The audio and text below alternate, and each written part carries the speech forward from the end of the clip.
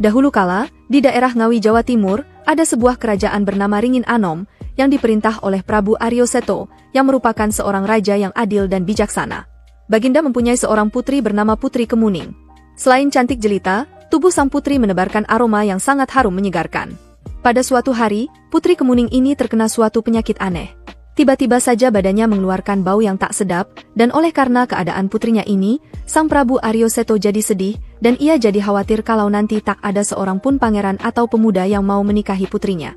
Berbagai usaha sudah dilakukan oleh para tabib istana dengan memberi obat-obatan tradisional untuk menghilangkan bau badan, yaitu dengan daun kemangi dan daun beluntas, namun penyakit sang putri tak juga bisa disembuhkan.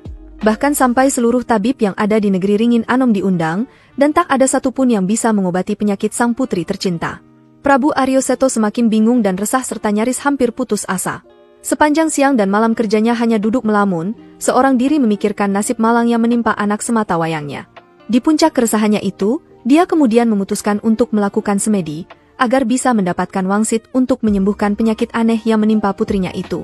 Pada suatu malam, ketika sang Prabu Aryo Seto larut dalam semedinya, terdengar bisikan gaib di telinganya, di mana dikatakan bahwa untuk mengobati penyakit putrinya itu adalah dengan menggunakan daun sirna ganda yang hanya tumbuh di dalam sebuah goa yang ada di kaki Gunung Argadumadi.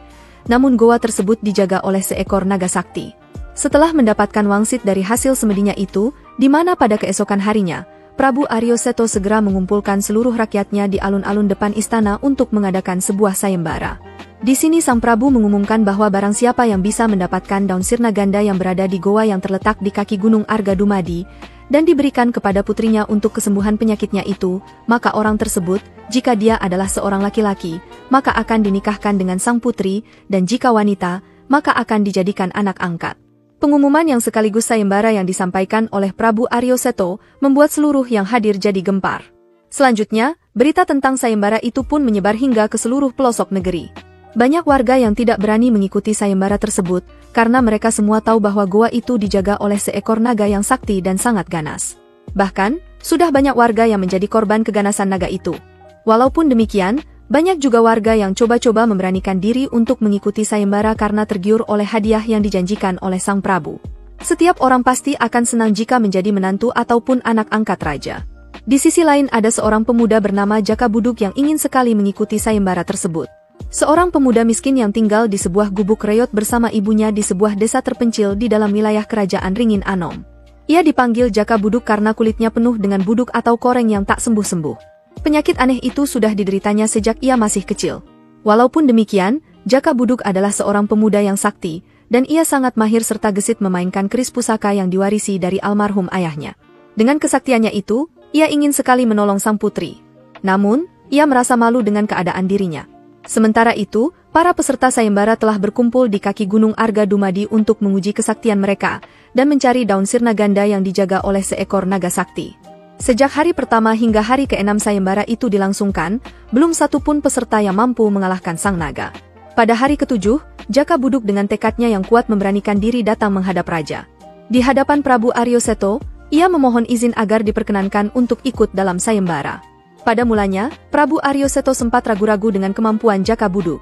Tetapi, setelah Jaka Buduk memperlihatkan keris pusakanya dan tekad yang kuat, akhirnya sang Prabu menyetujuinya. Jaka Buduk lalu berangkat ke Gunung Argadumadi dengan tekad membara. Ia harus bisa mengalahkan naga sakti penghuni goa itu dan membawa pulang daun sirna ganda. Ketika hampir sampai di kaki Gunung Argadumadi, dari kejauhan, ia melihat semburan-semburan api yang keluar dari mulut naga sakti. Hatinya sudah tak sabar ingin membinasakan naga itu dengan keris pusakanya. Sesampainya di muka goa, Jaka Buduk melangkah pelan-pelan mendekati sang naga dengan keris pusaka di tangan kanannya. Begitu ia mendekat, tiba-tiba sang naga menyerangnya. Dengan lincah Jaka Buduk melompat mundur, tapi sang naga melanjutkan serangannya dengan semburan api dari mulutnya. Jaka Buduk mengelak ke samping kiri. Merasa serangannya tak berhasil mengenai lawan, sang naga segera menyerang Jaka Buduk bertubi-tubi membuat lawannya kerepotan, sehingga akhirnya habislah kesabaran Jaka Buduk. Ketika sang naga lengah, Jaka Buduk segera menghujamkan keris pusakanya ke kepala naga, dan keris pun menancap di antara kedua mata sang naga. Darah memancar mengenai tangan Jaka Buduk, dan tiba-tiba saja tangan Jaka Buduk yang terkena darah sang naga itu, seketika menjadi bersih dan halus. Buduk atau koreng yang memenuhi kulit tangannya hilang seketika. Melihat keajaiban yang terjadi pada tangannya, Jaka Buduk jadi makin bersemangat untuk membinasakan sang naga. Dengan gesitnya, ia kembali menghunjamkan kerisnya ke tubuh sang naga sehingga darah memancar dengan derasnya. Sang naga sakti itu pun tewas seketika, dan naga sakti itu pun tewas karena kehabisan darah. Jaka Buduk segera mengambil darah naga itu lalu mengusapkan ke seluruh badannya yang terkena penyakit buduk atau koreng. Seketika itu pula seluruh badannya menjadi bersih dan halus. Tak sedikit pun koreng dan bintik-bintik merah yang tersisa, dan kini, Jaka Buduk berubah menjadi seorang pemuda yang sangat tampan. Segera Jaka Buduk masuk ke dalam goa, memetik beberapa lembar daun sirna ganda, dan kemudian membawanya ke istana dengan perasaan gembira. Sesampainya di istana, Prabu Aryo Seto kaget sekali ketika melihat Jaka Buduk yang kulitnya sudah menjadi bersih. Sang Prabu hampir tak percaya kalau pemuda tampan dan gagah yang datang menghadap itu adalah Jaka Buduk. Akan tetapi setelah Jaka Buduk menceritakan pengalamannya dalam mendapatkan daun sirna ganda yang dijaga oleh naga sakti, barulah sang Prabu percaya dan terkagum-kagum. Jaka Buduk kemudian mempersembahkan daun sirna ganda yang diperolehnya kepada sang Prabu. Ajaib sekali, setelah Putri Kemuning memakan daun tersebut, penyakitnya langsung sembuh dan kembali berbau harum. Selanjutnya, Jaka Buduk ditetapkan sebagai pemenang sayembara dan dinikahkan dengan Putri Kemuning. Beberapa bulan kemudian setelah pernikahan Jaka Buduk dan Putri Kemuning, Prabu Aryo Seto meninggal dunia, dan Jaka Buduk dinobatkan menjadi pewaris tahta kerajaan Ringin Anom, dan di akhir cerita Jaka Buduk dan Putri Kemuning pun hidup bahagia.